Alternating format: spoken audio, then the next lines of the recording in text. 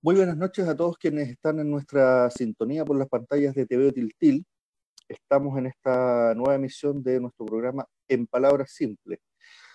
Y en esta oportunidad, como no hay plazo que no se cumpla ni deuda que no se pague, dicen, estamos concretando un compromiso anterior muy esperado por nosotros y muy esperado por nuestra invitada también. Y tenemos en esta oportunidad una interesantísima conversación con una de nuestras representantes parlamentarias del distrito, la diputada Claudia Mix. Claudia, ¿estás por ahí? Sí, por acá estoy. Buenas noches, ¿cómo están? Muy Gracias buenas por la noches, invitación. Claudia. No, Efectivamente, así pudimos dar curso a esta conversación. sí, no, gracias a ti por la disposición. No siempre lo encuentra uno en las autoridades, y entendemos también que hay un tema de tiempo. Lo decíamos cuando anunciábamos las razones de por qué habíamos tenido que suspender las anteriores. Y mencionábamos ahí que preferimos nos encanta tenerlos en nuestras pantallas, pero preferimos que nuestros parlamentarios estén en el Parlamento. Claudia, debo decirlo, darte la bienvenida a nuestro programa y a nuestro canal. Estoy gratamente sorprendido. Me metí a buscar en internet y vi tu reseña biográfica que hay en la Biblioteca del Congreso. ¿Ya? ¿No? Entonces, porque debo reconocer y autocríticamente que uno no siempre sigue todas las trayectorias de sus representantes. Maipucina de toda la vida, madre de 2 hijos, y lo que me sorprendió gratamente es que tu trayectoria de vida ha estado fuertemente marcada por una vocación social que se ha hecho concreta. Para nuestros televidentes los invito a que busquen la información también ahí en internet, pero les hago un resumen. Tú has trabajado, Claudia, con sectores de la sociedad, siempre con los que están un poco al margen un poco más vulnerables, con menos posibilidades de acceso a los beneficios del progreso. Los Eso, olvidados del Estado. trabajaste, o los olvidados del Estado, los olvidados por la sociedad también, ¿no? Trabajaste en programas de autocuidado y salud mental con adultos mayores y también particularmente con la gente de la agrupación de familiares de detenidos desaparecidos. Que hay ahí Hice mi práctica profesional ahí después que salí de la universidad. Y mientras estudiaba también en la universidad, la Academia de Humanismo Cristiano de Pertino, trabajaba en el día en una clínica siendo dirigente sindical también de esa clínica, que fue bien complejo llevar adelante, éramos puras mujeres. Fue una experiencia súper enriquecedora, pero también dolorosa, porque terminé en un juicio laboral, me trataron de desaforar, di la pelea hasta el final. Fue complejo, estando embarazada, así que yo creo que pasé por todo lo que pasa a los dirigentes sindicales cuando el empleador no quiere nada con los sindicatos, ¿no? Tratando de ponerme a toda la gente encima, en contra. Fue una cosa bien compleja. La verdad que me ha tocado en general en mi trayectoria laboral y política enfrentar cosas bien fuertes. Cuando estuve trabajando en la Municipalidad de Maipú, hice la denuncia del caso de la basura. Y también eso significó que me despidieran con todo un show, tratando de acusarme de miles de cosas para poder tapar el hoyo que tenían. Y la verdad que logré, siento que eso fue también un logro para nosotros. Tomamos la decisión de ir a competir en la alcaldía solo para visibilizar lo que estaba pasando, los niveles de corrupción en la comuna.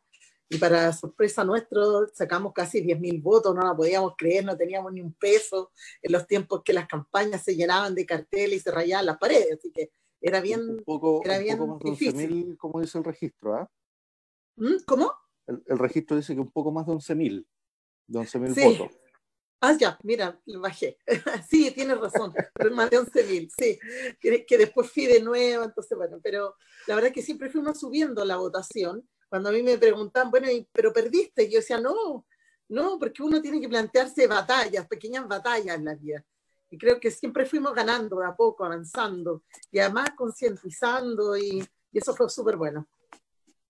Claudia, mirando tu trayectoria, esto mismo que tú me cuentas, en un plano muy general, ¿para dónde va Claudia Mix? ¿No? ¿Cuál es el...? Yo entiendo que finalmente cuando uno también desarrolla trabajo social, no siempre todo está a favor. De hecho, es un poco lo contrario, como que uno tiene que restarle tiempo entre la familia, el trabajo, el transporte y todo lo demás que hay que hacer para la labor social, eh, que no siempre es valorada, que siempre uno recibe muchas críticas, pero a pesar de ello, uno sigue y tu trayectoria da cuenta un poco de eso. ¿Cuál es el objetivo? ¿Qué es lo que busca Claudia Mix? Sí, a mí siempre me dicen que yo soy el premio a la perseverancia, porque la verdad que nunca bajo los brazos, no me doy cuenta, no sé de dónde saco tanta fuerza en realidad, pero yo voy donde el proyecto me diga que vaya. Entonces, es verdad que en eso soy bastante colectiva para tomar mis decisiones.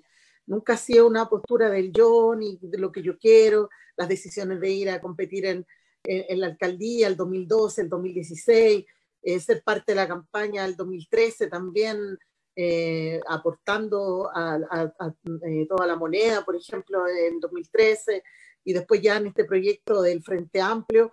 De hecho, yo les quiero confesar que no tenía ganas de llevar adelante una candidatura a diputación en el 2017 porque estaba agotadísima, venía de un 2016 bastante intenso, entonces entenderán que 4 campañas en el cuerpo, de verdad, es muy agotador, con hijos, con trabajo.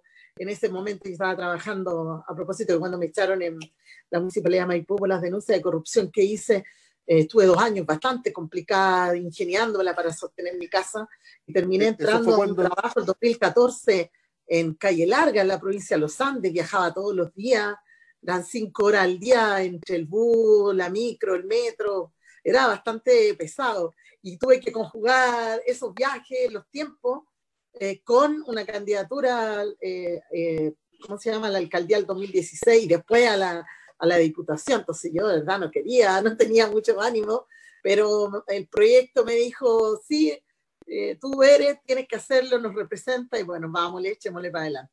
Y porque, finalmente la gente también premió eso. porque además ese periodo era súper complejo en Maipú porque se había destapado el tema de la basura y ese año fue cuando salió Cristian Vítor y Sí, bien cuestionado por todos lados. ¿no? De hecho, de hecho, todavía soy testigo en la causa. Esa causa no se ha cerrado, ahí están en procesos, en tiempos de juicio oral. Hubo uno de los concejales que estuvo en prisión preventiva más de 1 año. O sea, nosotros no mentimos, lo concreto es que hubo ahí una gran coordinación entre un grupo de concejales que le robaron a los maipucinos y maipucinas, así hay que decirlo, y me he hecho cargo siempre de mis palabras, así que pero que yo veo difícil la justicia en Chile, está clara para quienes funciona, y yo me conformo con que al menos no le permitan poder ejercer cargos de elección popular. Claro. Oye, Claudia, vamos un poquito más adelante a hablar acerca de lo que se nos viene para adelante en los meses futuros. Eh, pero quisiera antes preguntarte, desde tu experiencia en el Congreso, con tu trayectoria como trabajadora social, con tu vocación social, ¿cómo ves el trabajo parlamentario? Entendiendo que uno desde nuestra posición de espectadores, lo vemos de repente como una cuestión de gente que está muy separada de nuestra realidad cotidiana. De repente uno escucha declaraciones, no sé, me acuerdo particularmente no sé por qué, pero me acuerdo a propósito de las últimas discusiones, los últimos debates, cuando se estaba debatiendo lo del 10% y que el senador Lagos Weber salía con una indicación que proponía cobrar impuestos, porque decía, es que yo no voy a permitir que la gente saque la plata y la ponga en una cuenta de ahorro a plazo o lo invierta en un instrumento y gane plata con eso. Y yo decía, me preguntaba, perdón, o sea, todo el mundo puede, pero o sea, mi plata yo no puedo. Claro, Y claro. entendiendo además que es una cuestión súper, a ver, la gente que sacó una buena cantidad de plata no es mucha, la mayoría sacamos cerca del milloncito Exacto, exacto. los que podían, porque hay una buena cantidad de gente que por trabajar al margen del sistema, por no estar bancarizados, no tienen cotizaciones. Y claro, yo escuchaba a este señor y decía, pero, ¿y este? este señor de dónde se le ocurrió eso? Digo, Era o qué cosa de mirarle intereses. el apellido, era cosa de mirarle el apellido nomás. Mira, la verdad que hay un abismo entre esos representantes, pero a mí no son autoridades. Yo siempre en todos los lugares que voy digo, yo no soy autoridad, yo soy una representante, mañana puedo no serlo. Y creo que eso es muy importante que la gente lo entienda también, porque cuando alguien te representa, que es parte de los roles que nosotros tenemos que cumplir, legislar, representar y fiscalizar, cuando alguien te representa, la verdad es que uno tiene que estar muy pendiente que así sea. Es decir, yo creo, a ver, yo apuesto por esto, no soy, no sé, yo me estoy poniendo en el lugar del ciudadano, la ciudadana, si ese ciudadano o ciudadana está convencido de que, por ejemplo, en nuestro país debiese existir el aborto legal, por ejemplo, para dar un ejemplo, ¿no? Mi representante, al que yo escojo, tiene que defender esa postura, esa idea. Es decir, creo que en eso a veces, bueno, ha sido un proceso de formación, claramente. A mí me da tanto gusto ver que hoy día la gente sí quiera saber lo que pasa en el Congreso. De una forma u otra penetró esas paredes, esas murallas, y la gente ya se da cuenta que lo que se resuelve allí efectivamente afecta la vida de cada uno de nosotros.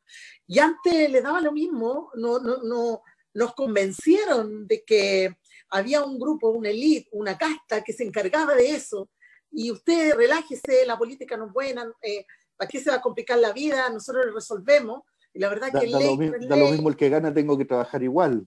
Exactamente, nací pobre y tengo que morir pobre. Claro. Entonces, al final, claramente hoy día la gente ya entendió que no es así, que lo que pasa allí, no solo que el Estado y en conjunto con la sociedad son los que a nosotros nos pagan para hacer una pega, pero además representar al menos, yo tengo que decir, cuando a mí de repente me critican algunos de derecha, me da lo mismo, digo, bueno, yo estoy representando a 22.000 personas que votaron por mí, estoy segura que votaron por mí, por mi forma de pensar, por lo que he defendido en mi historia de vida, y voy a seguir en esa línea, si eso es, ¿no? Entonces, yo creo que efectivamente hay un abismo entre esa política tradicional que se instaló durante los últimos 40 años y los últimos 30 de democracia, que les acomodó, y que por eso es que cuando la gente dice, pero es lo mismo la izquierda y la derecha, no se equivocan porque han identificado una casta que defiende los intereses de los mismos. Y en eso tienen toda la razón. Y nosotros hemos lidiado con esta casta en el Congreso. Nos ha costado muchísimo porque somos minoría, no somos mayoría. A veces hay iniciativas súper interesantes, proyectos de ley que desde el trabajo social que uno desarrolla con las organizaciones sociales y la sociedad civil, casi todos mis proyectos en los que he sido parte, ha habido una mesa previa de trabajo con los incumbentes, con los afectados, con los gremios, con la comunidad, y llegan esos proyectos de ley y por alguna otra razón no pueden avanzar más porque no somos mayoría, porque hay un grupo que viene de esa política tradicional, ¿verdad? Que pertenecen a sectores de la ex concertación principalmente, en que se resisten a esos cambios, se resisten a dejar que la gente tome decisiones. Porque al final lo que yo planteo allí, no lo planteo porque a mí se me ocurrió durmiendo, conversando con mis hijos, no. Fue porque una organización, porque una comunidad, porque hay un efecto real digamos, en los más desposeídos de este país, porque esa es la verdad, y los más abandonados. Entonces, cuando uno defiende con ímpetu y critica a este gobierno, que además ha sido un pésimo gobierno, ¿no? Claro, hay un tema que obviamente que nos preocupa, pero no es con la intención de pasar a llevar las reglas de la constitucionalidad, sino que llega un momento en que el límite efectivamente hay que correrlo. Toda la discusión que se ha dado durante la pandemia, sobre todo, y después del estallido social, es que hay necesidades del pueblo de Chile que esta constitución no da al ancho. Y por tanto tenemos que apelar a ir más allá de lo que la constitución nos permite. Y por eso es que los proyectos han sido declarados inconstitucionales. Las 40 horas, ¿verdad? El retiro del 10%, el postnatal de emergencia y varios más que efectivamente lo hemos empujado con fuerza desde la oposición, hemos corrido varios cercos, pero es muy difícil porque hay muchas atribuciones que son exclusivas del Ejecutivo, del presidente o presidenta de la República. Y claramente ahí viene con la herramienta del veto, con el Tribunal Constitucional. Y es complejo que promulguen nuestras leyes cuando ya son aprobadas. Entonces, ha sido difícil, complejo, pero creo que hemos logrado generar cierta empatía entre los representantes que estamos allí y la mayoría de quienes piden cambio en nuestro país. Sí, yo recuerdo, a propósito de ese estilo y de buscar esas asociaciones, yo recuerdo haberte visto cuando viniste a Runge, cuando estábamos en pleno debate sobre el tema del proyecto de ciclo. En esa oportunidad con el ya fallecido alcalde Nelson Orellana, que con todo el respeto que merece su memoria, ¿no? Pero en el debate se quedó varias veces sin argumentos, y que tenía que ver un poco con esto que recuerdo que termina diciendo, bueno, yo no, listo, y no sé qué cosa, y se paró y se fue. Sí, sí. Bueno, a mí me pasa eso, parezco más pesada de lo que soy, porque defiendo con mucho convencimiento las ideas y creo, a mí me invitaron a esa reunión, yo entré, le vi la cara que se le transformó al exalcalde, que claro, fue una discusión bien fuerte la que tuvimos los dos, porque además estaba mintiendo y creo que es necesario que aprendamos también a cobrarle a quienes le mienten a la gente, y él estaba mintiendo y creo que era necesario aclararlo. Quizás fue bien tenso ese momento, pero fíjate tú que incluso después él me llamó y yo le dije, yo lo que quiero es aportar, a mí me interesa la comunidad, yo he estado ahí en Runge, he estado en las comunidades, sé lo mal que lo están pasando, y aquí no queda más que resistir contra todas esas empresas que hoy día los tienen como los tienen. Y entendió, y es más, yo logré que fuera invitado a la Comisión de Salud de la Cámara, a la Comisión de Medio Ambiente de la Cámara. O sea, él fue todo el consejo, de hecho. Que fue todo el consejo, de hecho. Él entendió de verdad que mi tema no era personal, nunca ha sido personal con nadie, pero él representa una postura, representaba unos intereses, y yo represento otros. Así es de simple. Y esos intereses tienen que confrontarse. El debate no es malo. El debate de ideas no es malo. Yo creo que a veces la gente le tiene miedo a debatir. Si es con respeto, si es dentro de los argumentos, no tiene por qué ser malo. Y en la práctica él después terminó agradeciéndome la posibilidad de hablar en esas dos comisiones, de contar lo que le pasaba a Tiltil. Y de pasadita él le ayudaba a reivindicarse un poco con su comuna, pero claramente es súper complejo. De hecho, hoy día mismo en la cuenta en la Cámara, la sesión de la mañana, se informó cómo el Ejecutivo le está poniendo urgencia a un proyecto que reforma el sistema de evaluación medioambiental, dándole énfasis a las inversiones más que a la... O sea, estamos mal, imagínense, hoy día el CEIA hace vista gorda con proyectos que contaminan. Imagínense un proyecto que viene finalmente a profundizar esa dificultad con la que vivimos. Entonces nos están poniendo urgencia. Yo estoy en la Comisión de Medio Ambiente, estamos resistiendo, estamos tratando de que no avance ese proyecto. Ellos nos ponen la presión, porque tienen la potestad para hacerlo, y los vamos a llenar de indicaciones, cosa que se dilate lo más posible, ¿verdad? Pero es complejo. Este gobierno anunció hace 2 domingos una cartera de proyectos de inversión sin ningún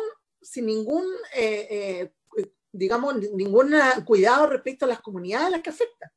O sea, uno entiende que hay que desarrollarse, pero ¿a costa de quién? ¿Quién paga ese desarrollo? ¿Qué comunidades? Ellos no las pagan. Los proyectos de inversión altamente contaminantes están en las zonas de sacrificio o las zonas saturadas como Tiltil. No están en Lo Barnechea, en Las Condes, en Lo Curro, no están allí instaladas las chancherías, los relaves, ¿verdad? Las plantas de tratamiento de agua servida, las plantas de tratamiento de residuos tóxicos como es Sicri, ¿no? Entonces, esa desigualdad se profundiza aún más al alero de este tipo de gobierno, que le dan, digamos, vista gorda a los proyectos de inversión sin considerar la opinión de las comunidades. Y por supuesto que hay que resistirse a eso. Hay una pega que hay que hacer hacia atrás para enmendar el daño, pero también hay que poner un cortapiso para evitar de que avancen más proyectos de esa naturaleza.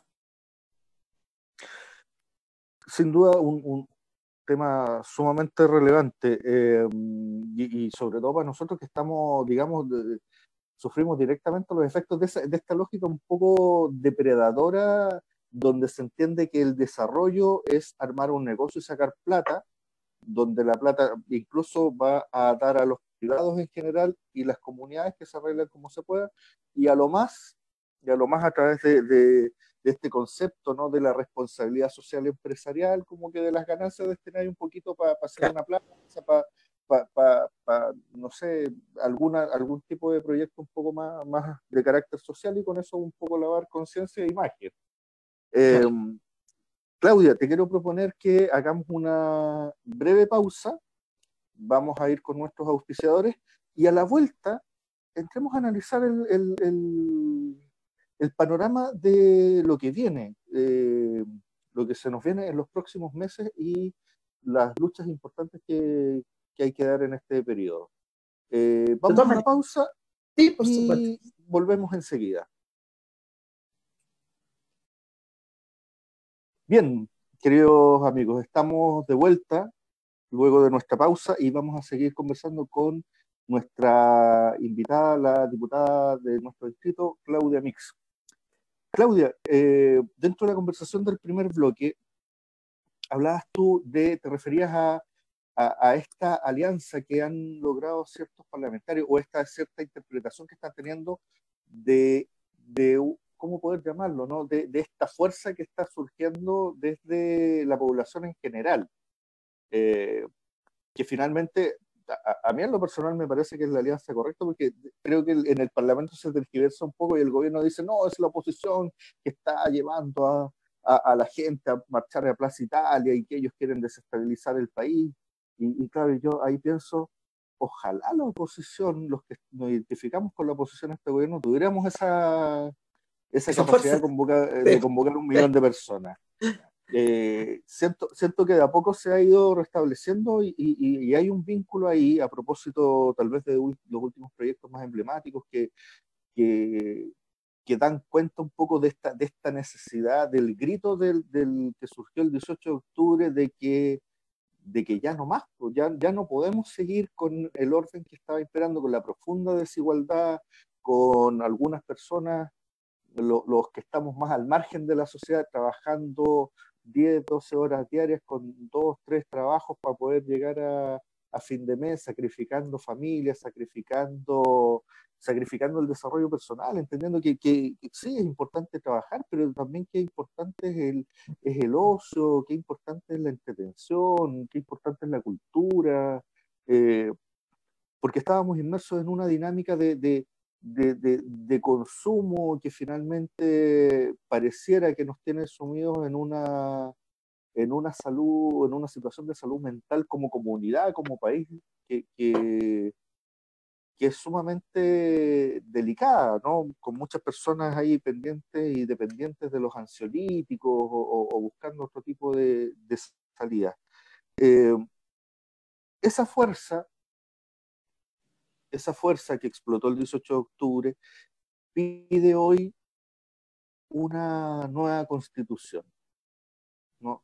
Y que es el periodo que se inicia, yo diría que es uno de los hitos más importantes de los próximos meses, de aquí a fin de año, entendiendo que el 25 de octubre se va a desarrollar el plebiscito constituyente, y justamente en el momento que emitimos esta entrevista comienza el periodo de campaña.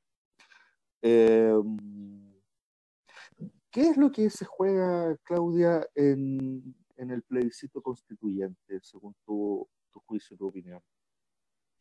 Mira, primero yo creo que lo que comentabas es muy importante. Yo creo que lograr, nosotros lo hemos analizado desde el Frente Amplio también.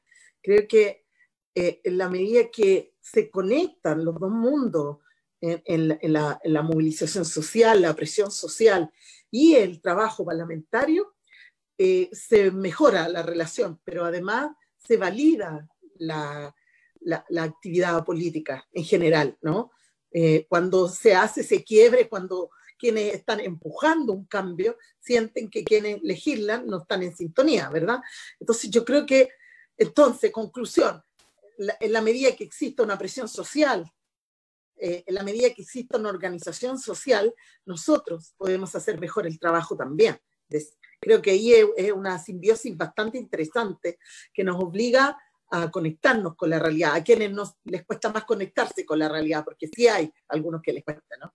Eso es lo primero. Segundo, yo creo que efectivamente todo lo que se ha logrado hasta ahora es justamente producto de eso, de la movilización social, de la presión social que hace y que arrincona a un gobierno que se ve en la obligación de ceder a cambiar su constitución. Yo no sé si alguien dimensiona lo que eso significa, de el pilar fundamental de un modelo que nos ha tenido hasta Loli durante estos últimos 40 años, ¿verdad? Y de una constitución que ha arreglado todo, lo ha reglamentado todo y ha impedido avanzar en todos los ámbitos, en todas las herramientas que podemos tener, con los quórum altísimos, con bueno, un montón de restricciones que nos han hecho estancarnos. Entonces, efectivamente, el proceso constituyente, la presión de la ciudadanía logra generar la posibilidad de este plebiscito. El acuerdo del 15 de noviembre, tan bullado por muchos, nuestro partido, que fue uno de los firmantes, nosotros no nos arrepentimos, asumimos el costo, pagamos costos por ello, porque entendíamos la importancia histórica que tenía. Nunca hubo un acuerdo de impunidad en aquello, nunca hubo otra cosa que no fuese lo que estaba en el acuerdo. Uno puede estar y entender que la apuesta comunicacional de ese día y los días posteriores fueron sumamente bien utilizados por parte del gobierno. En eso nosotros creo que nos equivocamos, no supimos ponerla a la vista, no supimos explicarla, pero hoy día ya a puertas de un plebiscito histórico, claramente teníamos la razón. Hoy día tenemos la posibilidad de un proceso constituyente único en la historia de nuestro país, de escribir una constitución como nunca antes, jamás. Siempre la escribieron un grupo de la élite, de la oligarquía de cada periodo, siempre la firmó un Egaña, para que ustedes lo revisen, siempre un Egaña, incluso en la Constitución del 80 hubo un abogado Egaña, descendiente de los Egañas, que le puso la firma a la Constitución. Hoy día, ojalá, yo espero que no haya ninguna Egaña y que hayan muchos y muchas representantes de nuestro pueblo que puedan de verdad aportar en la construcción de una constitución que de verdad nos represente, de que efectivamente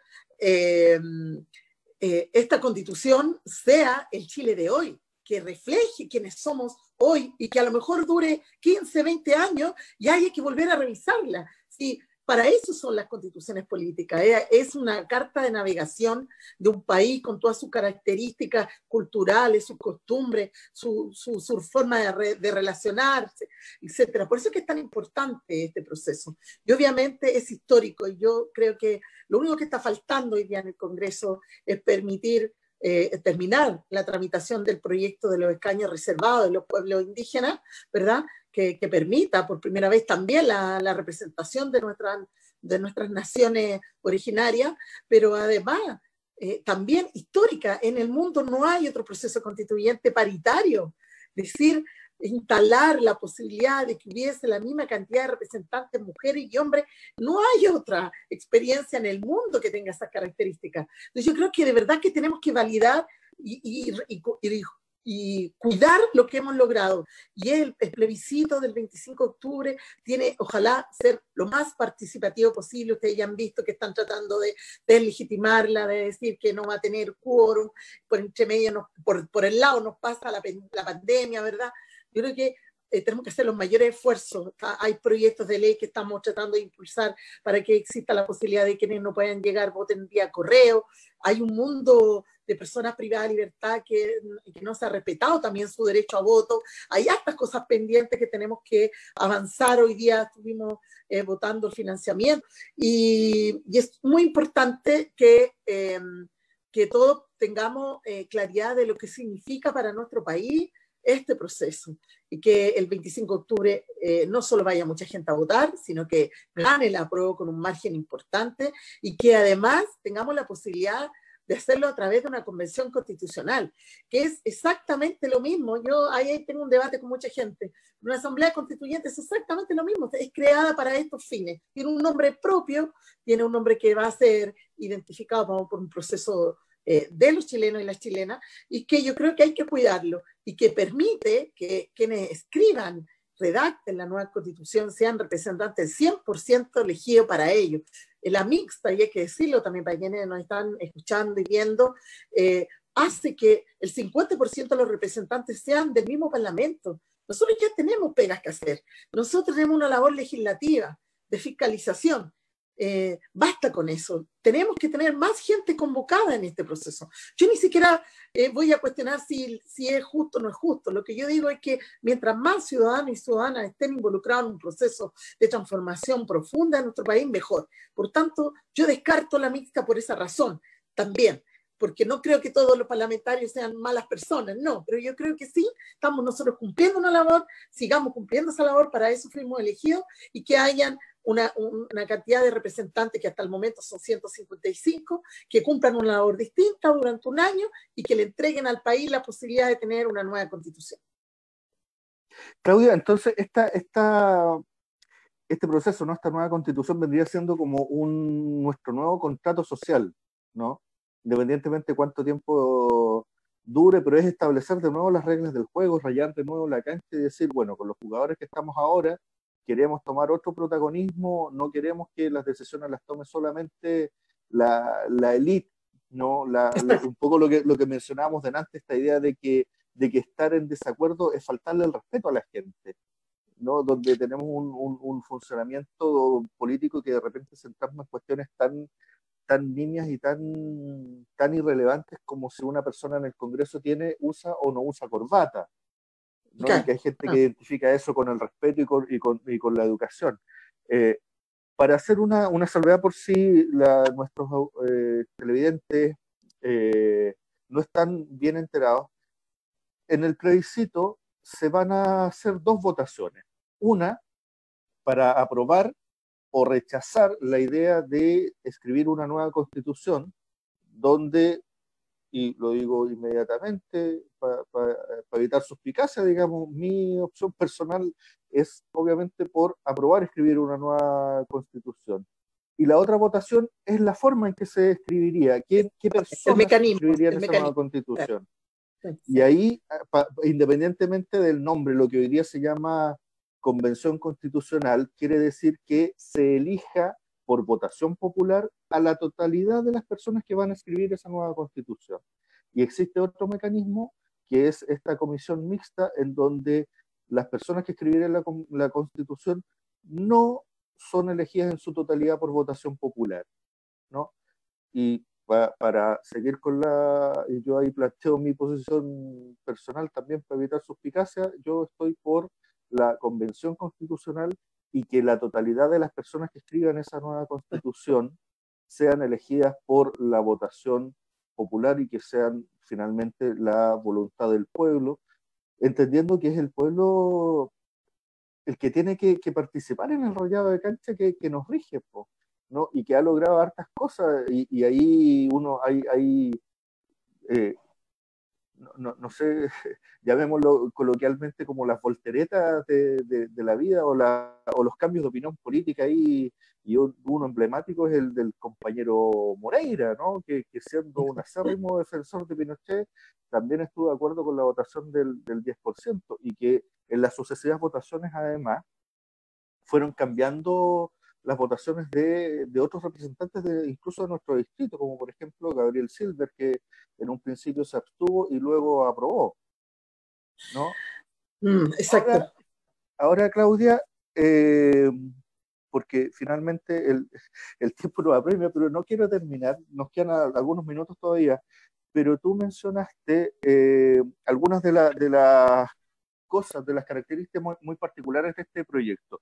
Y uno es la paridad, con el cual finalmente se está rompiendo ahí un paradigma escrito o grabado a fuego un poco en la vida social chilena, y es que la política la hacen los hombres blancos con plata, ¿no? Y ahí se introduce la variante de considerar siempre la variable de género y con la categoría de paridad. Pero además se consigna los cupos reservados para pueblos originarios como una forma de asegurar que en esa convención constituyente donde van a ser electos al 100% por votación popular, esperemos, para allá vamos a trabajar, quienes la escriban, se asegure la presencia de representantes de los pueblos originarios. Sí. Y aquí te quiero hacer una pregunta súper concreta. Mira, hace un par de semanas conversábamos con la mía Cecilia Nahuelpangui de la agrupación, ay, no recuerdo el nombre, pero de acá, de agrupación mapuche de acá de Tiltil, perdón, Cecilia, me voy a grabar, me voy a tatuar el nombre de la agrupación.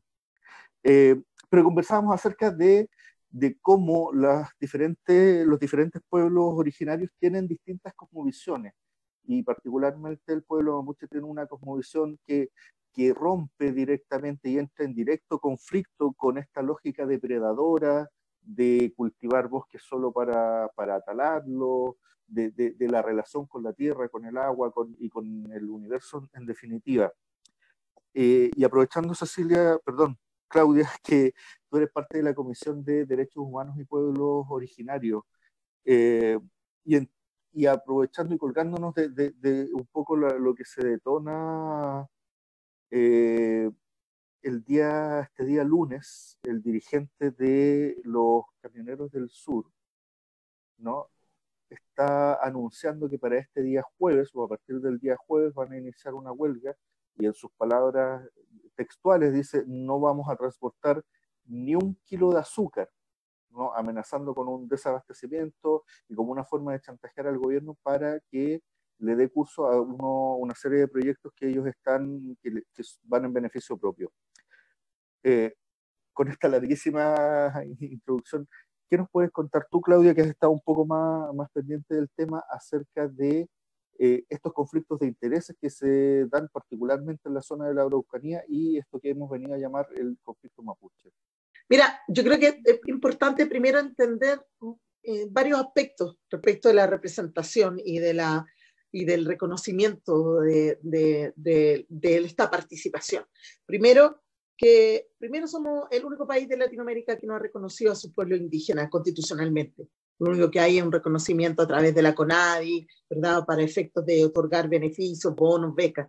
Pero la verdad que la participación o tener la posibilidad de tener escaños reservados en este proceso constituyente también hace iniciar un proceso de reconocimiento constitucional de verdad, serio, además bajo los parámetros de los mismos pueblos, que efectivamente, como tú muy bien planteabas, tienen como visiones distintas, tienen costumbres distintas, pero que con todos esos antecedentes tienen el legítimo derecho de ser representados en este proceso histórico, como naciones, como individualidades, digamos, de naciones que son, y que por eso que también el mecanismo de elección interna que ellos van a tener que darse, porque se lo van a tener que dar ellos, nosotros podemos hablar en términos de representación en porcentaje de población, tantos cubos para tal pueblo, tantos otros cubos para tal otro pueblo, pero el mecanismo lo van a tener que definir ellos. ¿Ah? Eso es lo primero. Segundo, que creo que efectivamente eso nos obliga a entender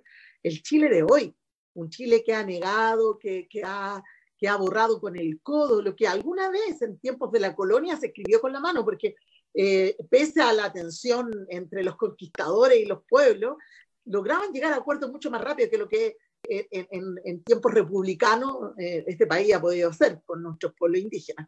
Pero en particular creo que es muy importante entender que lo que sucede en la Araucanía, obviamente, uno de los pueblos que ha ejercido mayor resistencia a este conflicto que el Estado chileno ha instalado con los pueblos mapuche a propósito de la usurpación de sus tierras y la entrega de esas tierras a empresarios de las forestales y otros ámbitos donde los camioneros juegan un rol importante, que trasladan la madera, etcétera, son parte del negocio, del círculo del negocio, hoy día se ven afectados. Pero que la presión que ejercen sobre este gobierno es muy grande.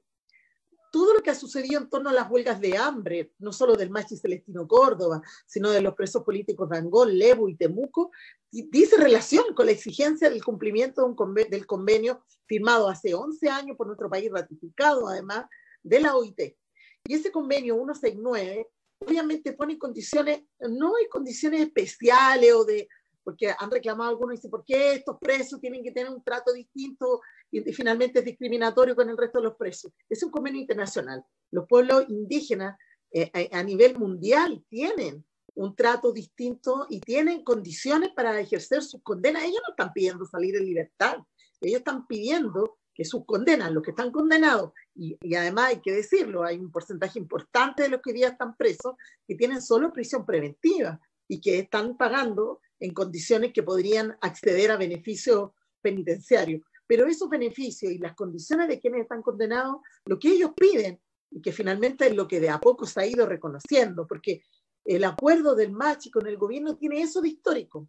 Finalmente es demostrar que sí tenían razón, que sí el pueblo mapuche tiene razón en pedir que se cumpla y que se implemente un convenio que hasta ahora no ha sido implementado, donde exige al Estado chileno firmante de este convenio cumplir con las condiciones penitenciarias, judiciales, y eso es lo que se ha logrado al alero de ese convenio en parte, hay que decirlo. Las demandas son mucho más profundas que arrancarse 30 horas al rehue, es mucho más profundo que eso, y lo han tratado de minimizar los medios, como que ya le dimos permiso para salir al Machi, y para eso estuvo 100 días en huelga. No, no es eso, es mucho más profundo que eso. Hoy día tenemos a 26 presos que aún se mantienen en huelga de hambre, 8 de ellos en estado bastante delicado y de gravedad, con 114 días de huelga aproximadamente. Por tanto, creo que el Estado chileno y el gobierno, que no está en pie para hacerse el loco y mirar para el lado, porque está en una situación compleja, no solo en la zona, en la Araucanía. Creo que la gente común y corriente de la región de la Araucanía pide a gritos que se pongan de acuerdo. Y el ponerse de acuerdo significa primero que este gobierno entienda que la demanda del pueblo mapuche es legítima. Y en eso, claro, la presión que ejercen los camioneros y los sectores más conservadores de la derecha hacen, por ejemplo, la presión sobre el ministro de Justicia y del Interior.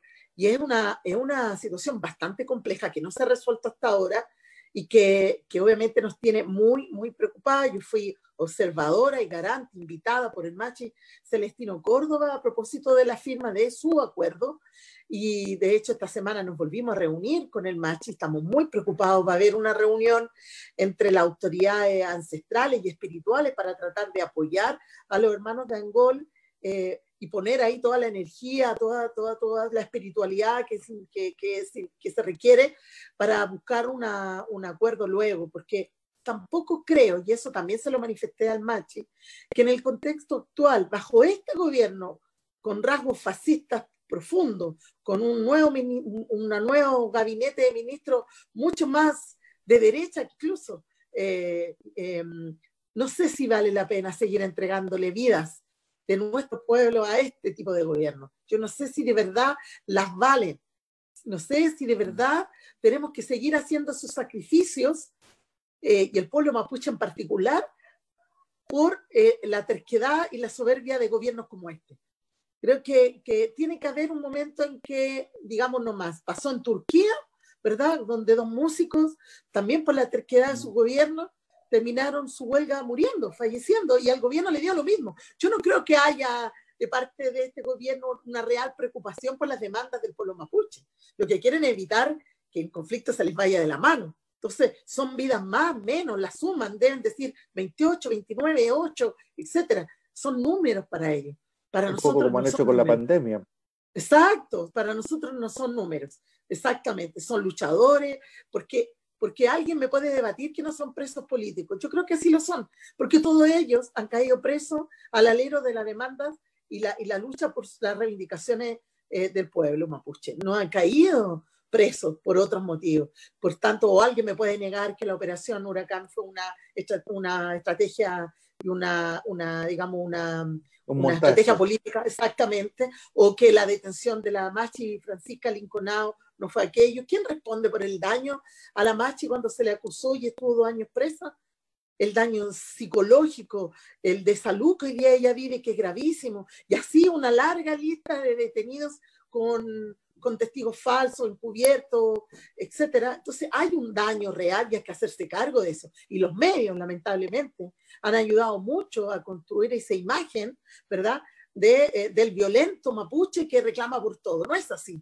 O sea, es más, yo mandé a la Comisión de Ética al diputado Urruti Coechea, que en sus redes salió diciendo que había una trampa vietnamita en la casa de un dirigente de la CAM, donde 3 carabineros habían salido heridos. Ese nivel de noticias falsas y de mentiras que no aportan en nada a solucionar el conflicto. Porque igual yo me pregunto, ¿lo querrán solucionar? Yo no creo. Yo creo que definitivamente a ellos les acomoda mantener este conflicto, siguen militarizando la zona, siguen criminalizando al mapuche por luchar y siguen, lamentablemente, los niños de la zona sufriendo, como lo hemos visto, que terminan no solo golpeados, sino que con balines en el cuerpo, etcétera. Yo creo que es una situación muy lamentable y yo espero de verdad que este sea un compromiso en serio, no de última hora, no del mes antes de entregar el gobierno como lo hizo Bachelet, que sea un compromiso en serio del próximo gobierno, que se diga progresista o de izquierda, que solucionar el conflicto del Estado chileno con los pueblos indígenas de nuestro país sea prioritario, no de última hora, no dar una orden y firmar un memo para que se cierre Punta Peuco nunca fue. No, yo creo que de verdad tiene que haber un compromiso por la verdad, por la reparación y la justicia, no solo de nuestro pueblo mapuche en particular, sino que también, por ejemplo, con todos los presos de la revuelta.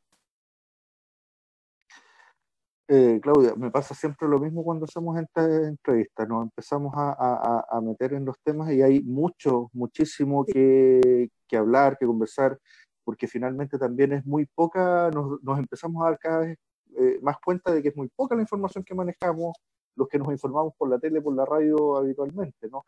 Algo se hace de resistencia informativa a través de las redes sociales, y modestamente también en programas como el nuestro, pero hay mucho que ignoramos y mucho que no sabemos. Lamentablemente, Claudia, el tiempo avanza inexorablemente y se nos comienza a acabar. Pero antes de terminar, te ofrezco las palabras, las pantallas de TV Tiltil para que te dirijas a nuestros televidentes. Mira, sí, primero agradecerte, César, por el espacio. Al fin pudimos cuadrar los tiempos y que pudiera darse, ¿no? Tenía muchas ganas de poder conversar con ustedes. Cuenten con nosotros. Yo digo siempre nosotros, que somos un equipo. Cuenten con nosotros y nosotras para lo que requieran. Tiltil, de verdad, para mí ha sido un descubrimiento. Yo siempre me moví en el ámbito de mi comuna, ¿verdad? Incluso la votación que saqué en mi comuna me permitió hoy día poder ser representante de este distrito. No obstante, nos hemos propuesto crecer y llegar ojalá a todos los rincones, porque efectivamente la provincia de Chacabuco hoy día en manos principalmente de la derecha, obviamente está muy abandonada, muy dejada de lado, donde digamos el arrase de los proyectos de inversión han dañado las comunidades de manera notoria, abandonados por el Estado, un plano regulador que no llega hasta esos sectores, por tanto no hay cómo reclamar. Hay un montón de necesidades de las que nos tenemos que acercar y yo espero que en este nuevo ciclo político, que se nos viene, logremos generar esos cambios, que tengamos representantes populares, que de verdad podamos golpear la mesa en esas comunas de Chacabuco que tanta falta le hace y reivindicar de una manera u otra. Yo sé que para los tiltilanos y las tiltilanas la figura de Manuel Rodríguez es muy importante y ojalá podamos también recoger ese espíritu de lucha, digamos, de rebeldía y hacer los cambios que esa comuna tan bella necesita hoy por hoy. Y para ello, por supuesto, cuenten con nosotros todo el rato. Muchas gracias, Claudia, a ti particularmente, también al equipo, a Pedro, a Karina, que han tenido una disposición absolutamente llana con nosotros y para poder buscar que coincidamos en este horario. Por nuestra parte, te agradecemos en nombre de TV Tiltil la disposición y por esta conversación que sin duda nos deja de repente con más dudas y con más inquietudes que certezas, pero finalmente es el proceso de pensar en el país que queremos construir, pensar en el país que necesitamos construir, darnos cuenta de que todo aquello o gran parte de aquello que siempre se nos dijo es que no se puede, es que es imposible, es que se va a acabar el mundo, es que se va a caer el cielo, es que se va a incendiar todo. No pasó, no Exactamente, pasó. Nos exactamente. decían nos decían que no había plata para enfrentar la pandemia. Bueno, al final después sí había, nos decían un Uf, montón de cosas que no se podían hacer y las hicimos y sí se podía y no se acabó el mundo, no se cayó el cielo, no se incendió el país completo. Hay una fuerza del pueblo que tiene que transformar este país y debemos pensar en la forma en cómo hacerlo. Claudia, muchísimas gracias. Por mi parte, me despido también y un saludo muy afectuoso y muy cariñoso a todos quienes han estado en nuestra sintonía. Nos vemos la próxima semana cuando estemos conversando de nuevo en Palabras Simples. buenas noches, gracias.